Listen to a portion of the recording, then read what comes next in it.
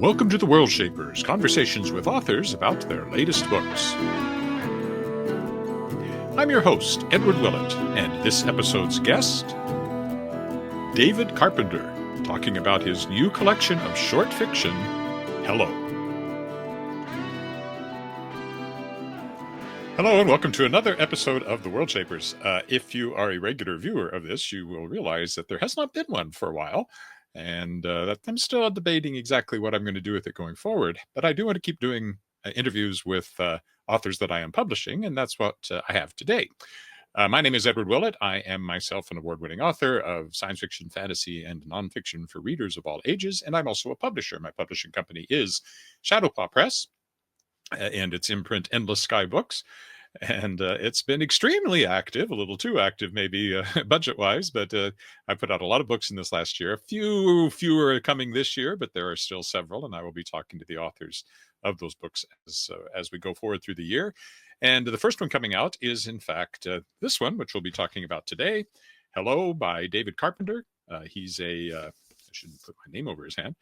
He's an award-winning Saskatchewan author. He's based up in Saskatoon, and have a great chat with him that you'll hear in a minute. Coming up next will be another collection of literary short fiction called Theories of Everything by Dwayne Brenna, another Saskatoon author. And then we have Shapers of Worlds Volume 5, which is a collection of fiction by authors who were guests of this podcast during its I'm only talking to science fiction and fantasy days. It'll be the last of 5 anthologies that I have compiled, and I'm going to see about getting an interview perhaps with as many of those authors as would like to be part of it. See if we can do something on here around that. I haven't decided quite what it will be yet, but I'll be talking about it at some point. And then there is my own new young adult, middle grade, young adult fantasy novel called Fireboy coming out in July. I don't suppose I'll interview myself, although I have. If you go back to the audio-only versions, you will find that there's an episode with E.C. Blake as the guest host, interviewing me, Edward Willett. And of course, I am both of those people. So that was a lot of fun to do. Must be 4 years ago now, maybe 5. But it was a lot of fun to do. So I have interviewed myself, but it's harder to do in video than it was in audio. And then I also have a new science fiction novel called, it's not mine, by Ryan Melsom, called Gods of a New Tomorrow. I think that's the title. I should never get into these without double checking. That comes out in June, and it's very timely. It's about trillionaires and virtual reality and AI and how that might affect the world, and also with some, it verges on fantasy in there as well. So something to look forward to. Some more literary fiction coming up later in the year with another collection called Waiting for the Piano Tuner to Die. That's a reprint by Harriet Richards, whose novel The Lavender Child I reprinted earlier. And there's a bunch more. Those are the ones that come to the top of my head at the moment. And I also forgot one that is coming up in May is called Cupboard Love, A Dictionary of Culinary Curiosities. That's another reprint, nonfiction, obviously. And that's by Mark Morton, who wrote The Headmasters, the YA novel, which you'll find an interview about on here if you go back and look. So lots of stuff coming up just on the people I'm publishing. And I imagine I will be talking to some other people as well, but I'm not quite sure what that's going to look like yet, so I won't make any promises. Anyway, this is the Worldshapers. I'm glad you joined me. And now let's get on to today's guest, David Carpenter, author of Hello. So you will have noticed an edit there. That's because I realized I didn't have his bio handy for the intro, but I have it now. It's in the back of the book, in fact. So here's a little bit about David Carpenter before we talk to him. David Carpenter began his writing vocation as a critic and translator in Winnipeg and Toronto. Inspired by a reading by the Moose Jaw Movement, Gary Hyland, Robert Curry, Lorna Crozier, and others in Saskatoon, he switched to writing his own work, which began to emerge in 1985. He is the author of 15 books of fiction and nonfiction and 1 book of poetry. His literary awards and honors include the Saskatchewan Book Awards 2010 Book of the Year for A Hunter's Confession, the Kloppenberg Prize for Literary Excellence in 2015, the Codesbert Award out of Toronto for the education of Audrey Morasti in 2016, and most recently the High Plains Creative Nonfiction Award out of Billings, Montana for I Never Met a Rattlesnake I Didn't Like, which was just in 2023. As well as a recognition for his writing, he was awarded an honorary doctorate from the University of Saskatchewan 2018. He lives and writes in Saskatoon, and let's talk to Dave now. So, David, welcome to the Worldshapers. Glad to be here, Ed. Now, this is the Worldshapers been on hiatus for a while. I haven't interviewed anybody for a while over Christmas and trying to decide going forward. But one of the things I want to make sure I keep doing is interviewing the authors that I am publishing through Shadowpaw Press. And your book, Hello, collection of short fiction, came out today as we are recording this, is its release date. So it is now available everywhere in hardcover and in ebook. And I know we both have a copy, so here, let me hold up mine. There it is. Very fine looking, I think, a very fine looking hardcover. Mine is much bigger than yours. So let's yeah, oh, it looks good upside down too. Let's start at the very beginning. A very good place to start. And tell me about your writing career. You've been doing this for a while now. I and have. won awards and all that sort of thing. So how did this all get started for you, and how has it progressed? It got started very suddenly. It was a little bit like getting struck by lightning. I was in let's see, it would be Austin, Texas, at the University of Texas Library doing research for on a really boring topic, and it was in July, and there was a heat wave, so I could not exist on the streets for very long before curling up like bubble gum on the sidewalk and vanishing. So I would always go back to my hotel because it had air conditioning, and I had nothing to do. I'd been reading all day, and so I could either chase cockroaches, which were plentiful in my bathroom, or write letters home. And one of these letters that I wrote was to, I think it was to an old girlfriend, a very long letter. And I thought to myself while I was writing, this could be a short story. So I sent the letter, and then I started on this short story. It would be every evening for 17 days and 2 weekends. And it grew and it grew and it grew. And I found myself excited in a way that I had never been excited in my life. I was 34 and I'd never felt this excitement before. Hmm. And it was the creation of characters, and it was working on a plot about something that had always bothered me. And so it seemed to me, well, medicinal in a way. Anyway, after 17 days, it was time to go back to Saskatoon. And I absolutely knew that this is all I ever wanted to do for the rest of my life, which is odd because I had worked very hard to get a tenure track job at the university teaching English. So slowly but surely, I took this novella with me. It is actually the worst novella ever written in Canadian history. So no one has ever seen it. Thank God. But slowly but surely, I started writing with great serious intent. And I think I had wandered through the world for 34 years, not really knowing what I wanted to do. And then this just struck me. It started there, and I went to Fort San in the summers, and Robert Croach and Jack Hodgins and others did their best to turn me from a bewildered academic to a serious writer.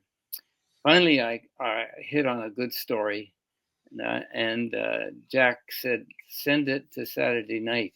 And so I sent it to Saturday night, and I remember I was in my kitchen a few weeks later, and the phone rang, and somebody in Saturday night said, "Mr. Carpenter, we like your story. It was called Protection, and we'd like to publish it, and we'd like to buy it." And I'd never heard the term publish and buy in the same sentence.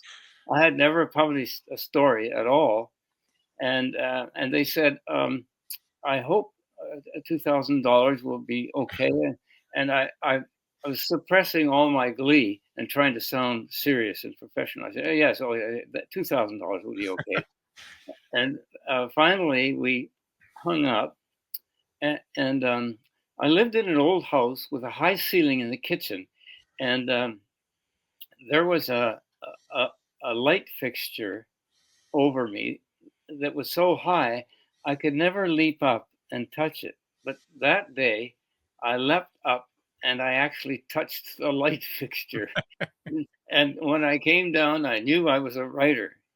So it's a very dramatic beginning. Yeah, well, that's there are there are very few places that pay you $2,000 for a short story, and Saturday night doesn't exist anymore, so it's not around anymore. But Right. Yeah. that's quite a first. The first time, my first sale, I heard about. I was in Zurich, of all places, on a chorus tour with my university chorus. I was out of university, but I was on this tour in the 20s. I was in my 20s. It wasn't the 1920s. I'm not that old, and yeah, I got a aerogram, those thin paper letters that people used to send I remember them. from my mom saying that there'd been a letter from Western people saying that they wanted to buy my story. So that was my first short story sale, and yeah, it wasn't $2,000 though. So going back a little further, obviously you had studied. I mean, you became an English professor, so you had obviously studied English. You must have at least been immersed in writing and the use of language over all those years. Yeah. Before this happened in Austin, Texas, I think I'd done some translations from French into English and got them published, and I had written quite a few reviews and got that published. Um, and before that, I think as a younger person, I had tried to write. It's just a sort of my aw shucks phase. I think I'll try to write something, and I think I was afraid to take that seriously because who could possibly earn a living writing short stories? And so I would keep putting that impulse to write on the back burner because I had more important things to do. And then when I went to Austin, Texas, everything inverted, and the writing became the most important thing in my life. You must have been a reader growing up, and Oh yeah. what sorts of things were you drawn to as a reader that led you into becoming interested in words at this level? Well, my first literary experience as a reader was reading the cartoon Little Lulu. I don't know if you're old enough to remember Oh, I Little Lulu. remember Lulu. Yes. Oh, good, good. I thought it was so funny and so brilliant that to this day I can still remember plots from Little Lulu. That was my first literary experience. But what I was a late bloomer, and I slept my way through a BA in French and English, I guess it was, and then because I was taking an education degree, I was forced to take some minors in English, and I took an early 20th century course from Henry Kreisel, who was a wonderful professor who had escaped from Austria just before the SS descended on him, and finally he changed languages and did extremely well at university. And he was my prof, and he started reading to us from Joyce and T.S. Eliot and D.H. Lawrence and all kinds of wonderful writers. And I just fell head over heels at the age of 22 or 23 in love with literature. And it was like the writing I described to you. It was a kind of addiction. And my first a big crush was James Joyce. He was my hero for quite a few years. And then when I went down to the States to get a master's degree, it was Faulkner who was my favorite writer. And when I returned to Canada, the two Margarets grabbed hold of me in some way. I got to know Margaret Lawrence, but I never got to know Atwood. But they grabbed my imagination in a way that made me feel really Canadian. It's as though they were writing for me, and so as I was teaching, I would teach my favorite books, which is a great luxury that professors have. And I guess when I read these books, I was really reading like a pirate, trying to raid their imagination, see how they work their magic, and I guess theoretically I knew a lot about writing then, but what I didn't know was how to write. All I could do was write articles or reviews in this hole up the ass style that they used. You weren't supposed to use the word "I" in a literary essay. So so I had to unlearn all that gobbledygook so that I could write uh, about not about academics but people. I had to uh, take my love of language into the streets and listen to how people spoke and how they hid things from you when they didn't know they were hiding things from you, or what they said vis-a-vis what they meant. And voices give away so much because they are the they're the key to the mind of these people that you're writing about. And so you get to know them through their voices and of course through the way they dress, the way they interact, and suddenly characters started walking through my head. It's a little bit like being crazy, I guess. But I would put these characters in stories and they'd go away. Uh, Yeah, there's something. It is a bit like multiple personalities, I guess, living inside you all the time when you're a writer. right. You've had a lot of stuff published now since that first novella, or no, it wasn't a novella. The novella was the one that nobody's ever going to see. Yes. That first story to Saturday Night. Um, Short fiction, some novels, nonfiction.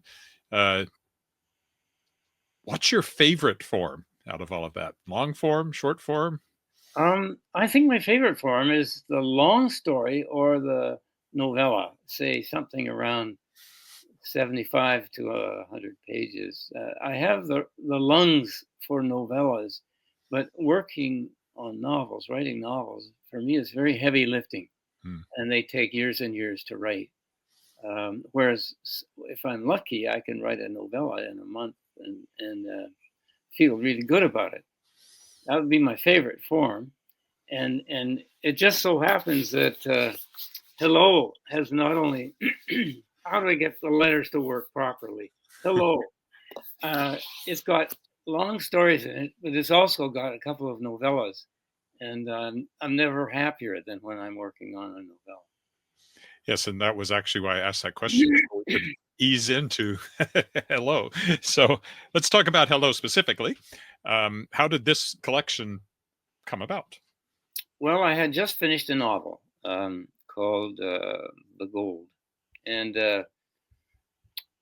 from the writing and rewriting of that novel, which took years and years, I had a chunk of uh, rejected manuscript that I thought, if I just worked on this chunk of 50 pages or so, maybe I could turn it into a novella. And that's what I did. And that happens to be the first story, the Ethel Suite, in the collection. And I don't know why, but at that time, I, uh, I was thinking a lot about mortality, which is great fun, as you know. And so I had in mind another novella, which is about a man who loses his wife, but he seems to he seems to project her in front of him as though she were there in a ghostly form, perhaps. And I thought that could be fun, and that's the longest of the two novellas there. And then uh, I also uh, got some very long stories that I'm quite fond of as well. One about a young kid who's not only trying to learn the banjo, but he's trying to figure out women with limited success. There are some themes that run through the stories that crop up over and over. One of those is fly fishing. Is that something that you were particularly enamored of? There seems to be a lot of fly fishing in this book. Guilty is charged. I tried to limit the actual fishing scenes, where almost never was a trout injured in the making of this book. One was, that's it. But I thought that uh, angling is a little bit like writing. Um, you're working on the surface of your society. You're working on the surface of life, and that's what your readers see, just the surface. But we know that there's something alive down there. We know there's something beneath the surface of this narrative, and you kind of hope that's going on while you're writing the story. And to write the story as to catch a fish, you use lines. You you throw lines out there and hope something connects. Something. That's a great metaphor. I hadn't thought of that, so I like that. Uh, Um, Also, the banjo. There's a lot of details about banjos in here. Is that something that you knew, or something you researched, or well, I there's, had to there's the do. whole thing about write what you know, and I always say no. You write what you can learn about. But Sure. I've had both phases of my writing career. Oh, I've written an awful lot about what I know and gotten kind of sick of that. So I've ventured into what I don't know and doing a lot of research to write these things. So, but in this particular story, I'd say there's two or three stories based on what I know, which is fishing and banjory, and several stories based on something about which I was clueless and had to kind of research my way and think my way into it. see, I went to school in Arkansas, so banjo players were something that actually cropped up fairly often when I was down there. So Oh, really? we would have, bands would come and play on campus, and there were some bluegrass going on and things like that. So I've always had a soft spot for the banjo, although I've never played Well, you're in a rare and distinguished minority. it. I still remember a joke in the old Johnny Carson days. Doc Severinsen said, "Here's a phrase that you'll never hear. That's the banjo player's Porsche." I'm afraid he's true. He's absolutely correct. Yeah. So this collection came together, but I guess we should talk a little bit about the publishing journey, because although Shadowpaw Press, I'm very proud to say, has published it as of today. Um, it actually was originally headed to Coteau Books, wasn't it? That's right. It was accepted at Coteau, and then I was probably the curse of the touch of death, because Kato died before it could bring out my short stories, and so uh, I had to scramble and see if I could find another publisher. But I was working on other stuff, so I put the stories aside for quite a while, and then David Margoshes mentioned Shadowpaw, and I sent it there, and the rest is history. Well, he's on my editorial advisory board, and he's pointed a few people my way, which I'm very happy about. Oh, good, yeah. And he also was the editor for this book, wasn't he? So what was that like? What is this is getting into the process. So first of all, what is your actual writing process? Are you a sit down and write something every day? And then after that, what does editing tend to be like for you? Are there certain things that you always have to work on, or Sure. I write every day, except when I'm between books, and when I'm between books, I read a lot, and I try not to get neurotically anguished. When I'm not writing, I'm not as easy to live with as when I am writing. So I try not to take the fact that I'm not writing seriously. I don't want to take it too seriously. And so I just read widely in all directions and let things sink in. And after maybe a few months, an idea will touch me on the shoulder. The muse will enter my room or something like that, and I'm off to the races again. Now, editing, you have to have two things going on. You have to really like your editor and admire your editor, and at the same time, that editor has to be a mean son of a bitch, and you start hating your editor at the same time. Margoshes is no different from that description. He's a great friend and a really good writer. I admire him as a writer and, of course, as an editor. But his interventions were not gentle in any sense of the word, and he knows me well, and he wouldn't let me get away with any of my old tricks. So it was a love-hate relationship throughout the editing of these stories, and I'm really glad it was Margoshes who did them, who edited them. Got a wonderful eye. Yes, I think I'm too nice to be a really great editor. I'm a good copy editor. I'm not sure I'm a great substantial editor, but I tend to let authors, oh, okay, that kind of works. But no, to be fair, I do pick up on things too. So, and I think in the copy editing, I spotted a few things as well. So when I did my best to it. Yes, when you copy edited my book, I was delighted and surprised to see things that I had missed out on. Yeah, I copy edit everything. Shadowpaw Press is a one-man plus cat Yes. operation, so not a lot of overhead here at Shadowpaw Press, that's for sure. So yeah, and the book is out today. Now we have book launches coming up. So let's see. I guess, and also I should mention that the next book coming out from Shadowpaw Press, and I will be talking to him on here at some point, is by Dwayne Brenna, and also a collection of short fiction. And that comes out March 11th. And so we're going to have a joint book launch for the two of them in Saskatoon at McNally Robinson on March 20th. Yes. First day of spring. Yes. And then a second launch in Regina, Bushwhackers a few days later. Yes, Bushwhacker has the advantage of that you can order beer at your book launch. So there is that. Yes. If they drink enough beer, they'll miss out on my weaknesses as a writer and reader. Now, out of the whole book, do you have a favorite story, one that you are particularly proud of? I was wondering that same thing. I'm going to look once more at the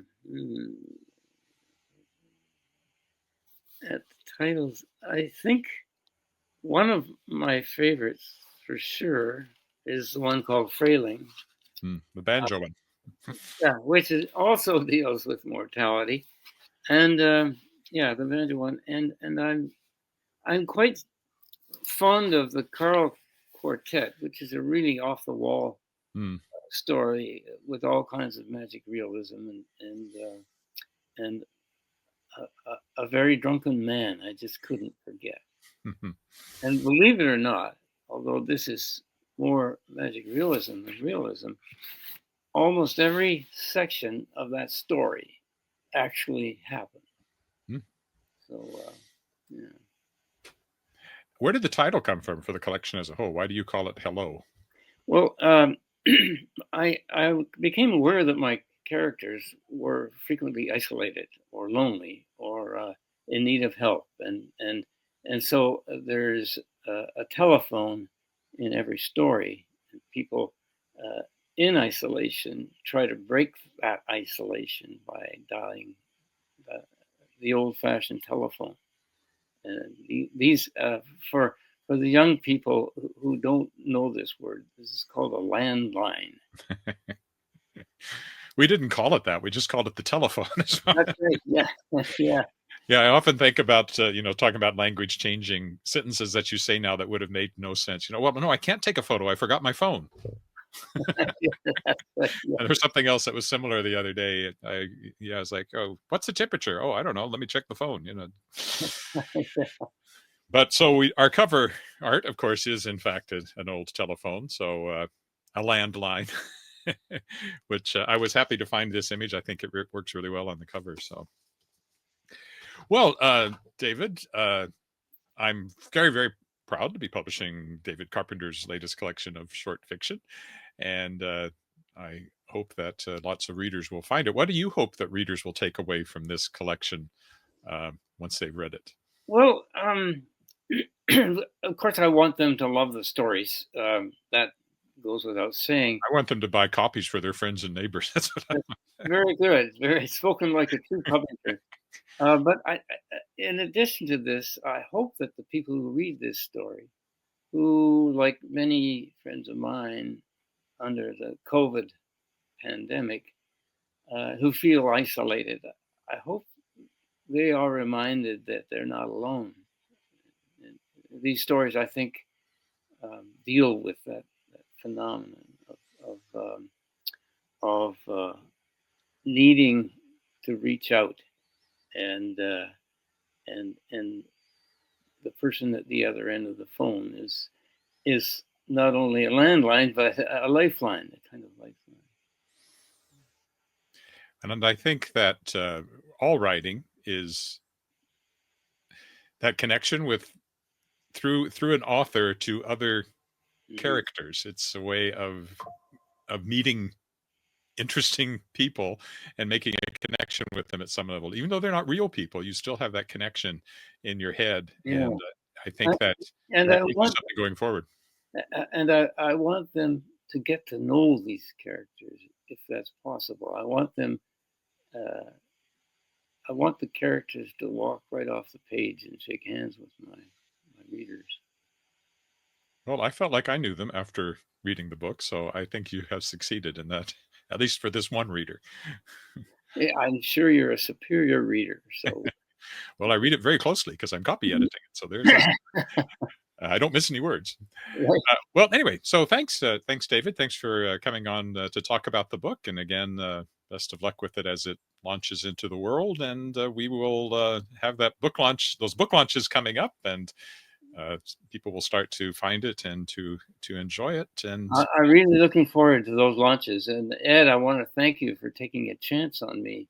I understand you have an enormous budget, but you took a chance on. yes, I yes, yes. appreciate The that. money's just rolling in.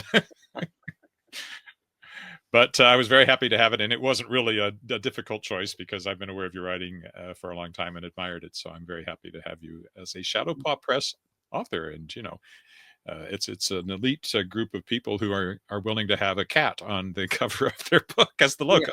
Yeah. I was at Windwards Collide, which is a great writing conference in Calgary. I was there mainly selling books, although I was in a panel or two. I go every year. And Robert J. Sawyer was there, and I published his last book in print. Oh, that's right. Yeah.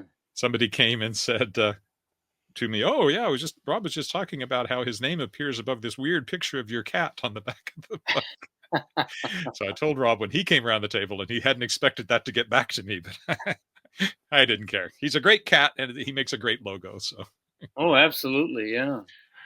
So, David, that's it. I'll let you go now, and we will be seeing each other very soon at these book launches. And I'm looking forward to hearing people's reactions to Hello. Yes. Well, talking with you was a pleasure, Ed. Have a warm day. I have to wear a toque because my study up here is really cold. Yes, I will mention for those who may not be in Saskatchewan that we have done the classic minus 40 for the last couple of days, or very close to it. So right. And for some reason, our bathroom is very cold. That's why I didn't shave today. I would have to strip because I use a safety razor. And yeah, so there are parts of this old house that, like my office, has a space heater in it because otherwise it's just too cold to work in. So anyway, it'll be warm soon. Yes. First day of spring when we do the book launch in Saskatoon. Maybe it'll be melty and all that good stuff by then. Here's to a good spring. Okay, bye for now. Bye-bye. And thanks again to Dave for that great conversation. I enjoyed it, and I hope you did as well. And if you happen to be in Saskatoon or Regina, remember those book launch dates. It'll be a joint launch for Hello and the upcoming Theories of Everything by Dwayne Brenna. We'll be having one at McNally Robinson Bookstore in Saskatoon on March 20th, and the other one will be here in Regina on March 24th at Bushwhacker in the Arizona Room, which is, if you go on Bushwhacker, it's just to the left. Little private room there, which I've had a book launch in there before, and it works really well for that. Just a few things to remind you of as we wrap up here. You can find me online at edwardwillett.com. That's my name right there.com. You can find me on Twitter, X at ewillett. You can find me on Facebook at Edward Willett, Edward.Willett. You can find me on Instagram at Edward Willett Author, and I'm on some other sites as well if you look around. You can find Shadowpaw Press. It's easier because it has the same handle everywhere. Shadowpawpress.com on X and Instagram and Facebook at Shadowpaw Press. And if you go to shadowpawpress.com, you can see all of the books that Shadowpaw Press is publishing. And some of those that are coming up, they're not all posted yet, but I will, going forward, of course, I will keep that up to date.